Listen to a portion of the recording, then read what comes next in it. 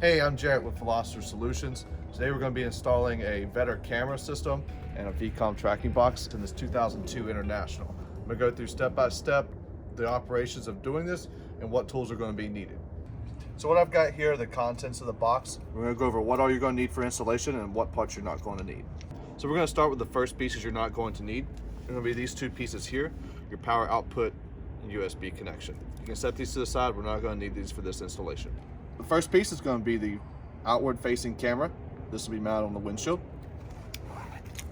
Attached to that, we have two 4G antennas. We have your power input cable, your GPS antenna, and your driver facing camera.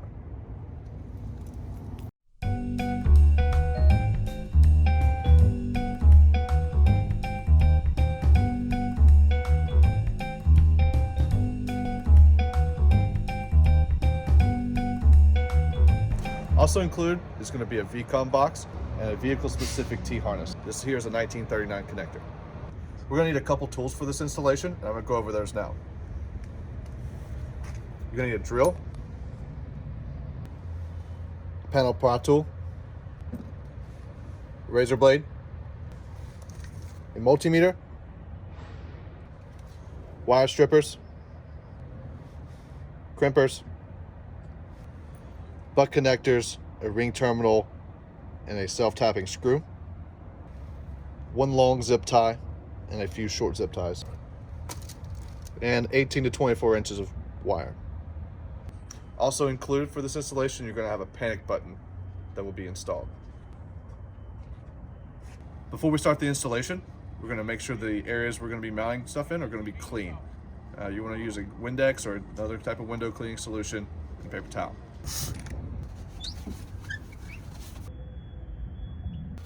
The forward-facing camera is going to mount here in the middle, and then we're going to have the driver-facing camera just beside of it. You want to make sure when you're mounting the camera that the camera is actually inside of the wiper area. Everything else can be outside of the wiper area. Once you have everything clean, we can start with the installation process. First step, we're going to install the forward-facing camera. Before mounting the camera, you're going to want to remove the bracket on the back of the camera. You're going to take your camera adjustment tool. It's going to go here on the top, and we're going to unscrew that. Once you've undone the screw, the bracket slides up and comes off the camera. Now we're ready to stick it to the windshield.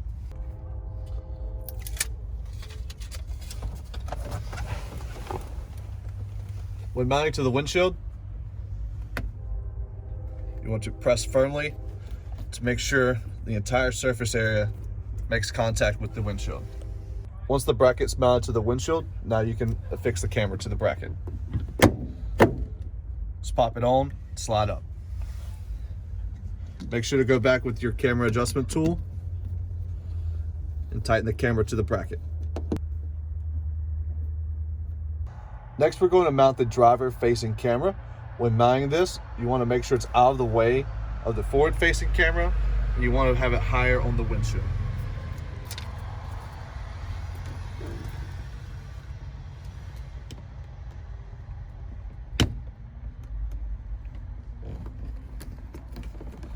Once the camera is mounted, you want to be facing all the way down, then use your camera adjustment tool underneath here and tighten the screw.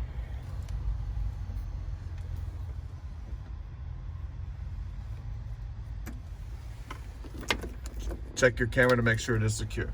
The two 4G antennas.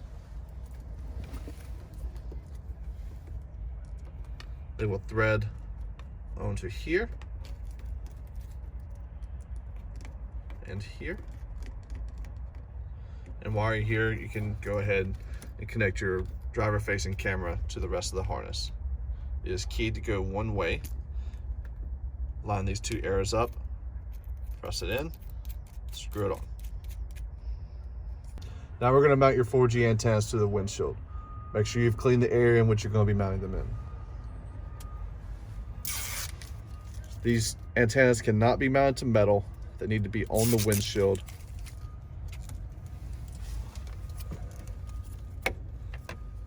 Be careful not to apply too much pressure to the cable.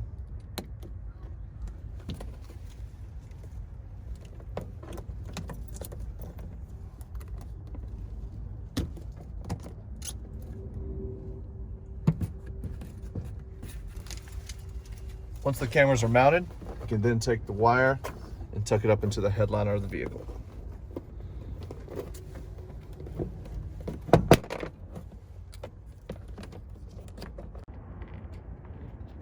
The next two connections we're going to make are going to be your power cable and your GPS antenna. Your GPS antenna will connect into this portion of the connector. Make sure it is latched in and is secure. The next connection we're going to make is going to be your power in cable. There are two cables here. Make sure you're grabbing the one that says power in. And when connecting the two wires, there's an arrow that keys this and shows you which way it goes.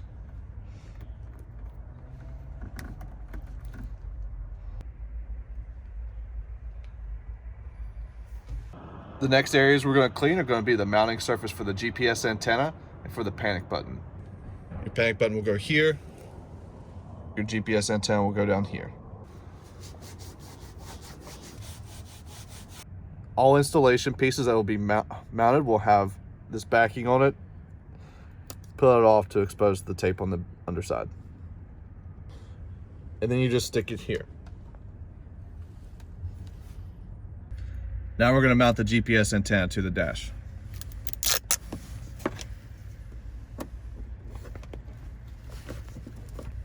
GPS antenna, panic button. Now we're going to be connecting your panic button to your power harness.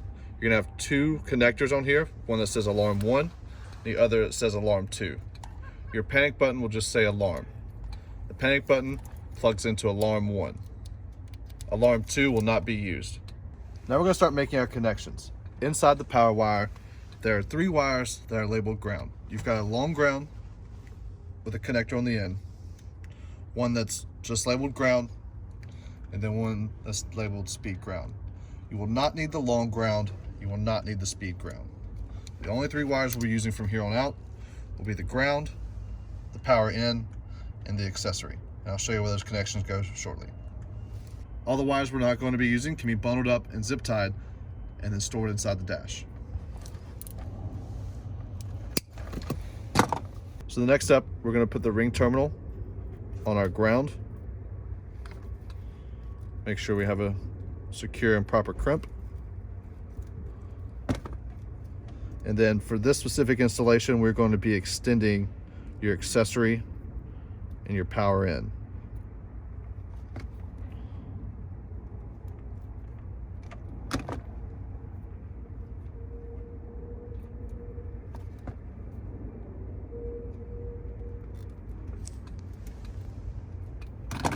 So when you're done, look like this.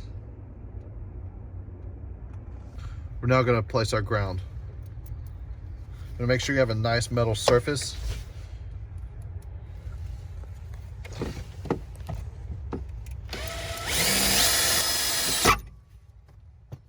And check to make sure your ground is secure.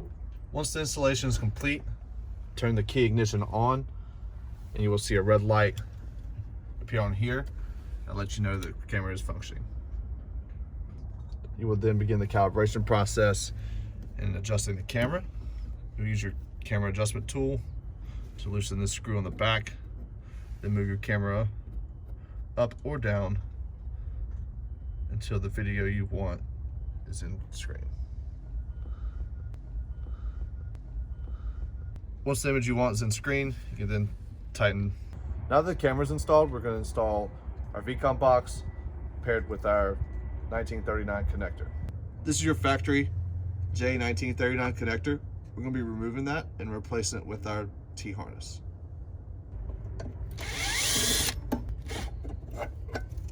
Once you have your factory J1939 connector removed, you can then start putting in our T-harness. This will go back into the factory location.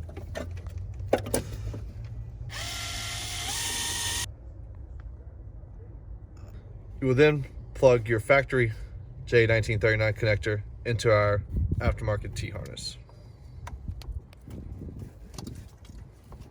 Once it's in, you want to spin this connector here until it clicks. If it does not click, it is not a secure connection and can pull back out. Once that's connected, you will plug this portion of the T-harness into our VCOM box. You should see a flash of lights. This lets you know that the box is receiving power.